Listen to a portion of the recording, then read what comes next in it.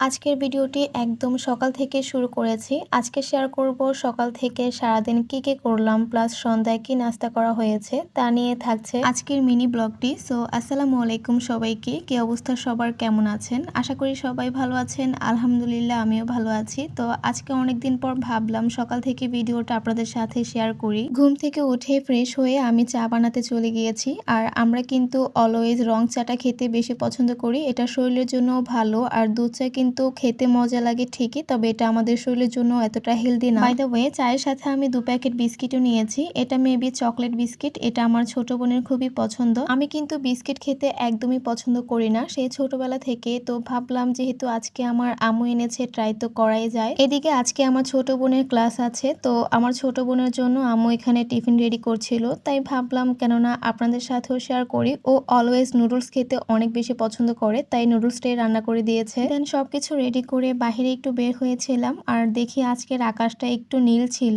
মানে আজকে কিন্তু মাশাআল্লাহ একটু রোদ উঠেছে। একটানা বৃষ্টি হওয়ার পর আজকে আলহামদুলিল্লাহ রোদ উঠেছে। তো রোদ উঠাতে আমার আম্মু আজকে কিছু ধোয়া মোছা করছিল। এখানে কিছু শুকনা মরিচও কিন্তু রোদ দিয়েছে যাতে একদম শুকিয়ে যায়। আর মরিচগুলো আমার আব্বু কালকে রাতে এনেছিল, তাই ভাবলাম একটু শুকিয়ে তারপরে বাসায় নিলে বেশ ভালো লাগবে। এখন থেকে আপনাদের সাথে ভাবছিলাম যে ডেইলি ব্লগ শেয়ার করব।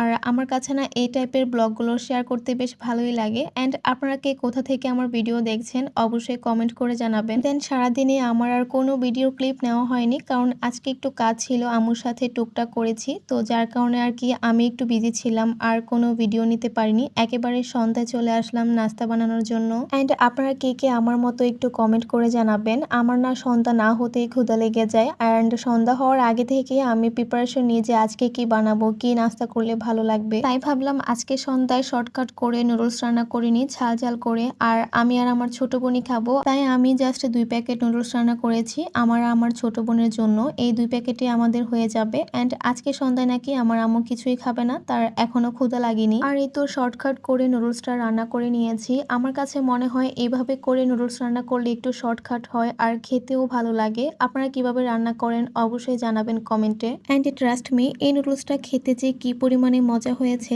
আপনারা দেখে হয়তো বুঝতে পারছেন। আর আমি কিন্তু সাথে কয়েকটা চিংড়ি মাছও দিয়েছিলাম, যার কারণে আরো বেশি বেড়ে গিয়েছে টেস্টটা। এদিকে আম্মু তো আমাকে প্রচুর বকাবকি করছিল, আজকে আমি নুডলসে অনেক বেশি তেল দিয়ে ফেলেছি। দেখেন অনেকগুলো তেল রয়ে গিয়েছে। এরপর আমি আর আমার ছোট বোন ফ্রিজ খুলে দেখলাম যে দই ছিল 3টা। আর এই দইগুলো আমার নানা ভাইয়ের দোকানের। ভাবলাম ঠান্ডা ঠান্ডা একটা দই খেয়ে ফেললে অনেক বেশি ভালো লাগবে। তো যাই হোক, আমার আজকের মিনি ব্লগটি এখানে শেষ করছি। সবাই ভালো থাকবেন, দেখা হয়ে যাবে নেক্সট ভিডিওতে। সবাইকে আল্লাহ হাফেজ।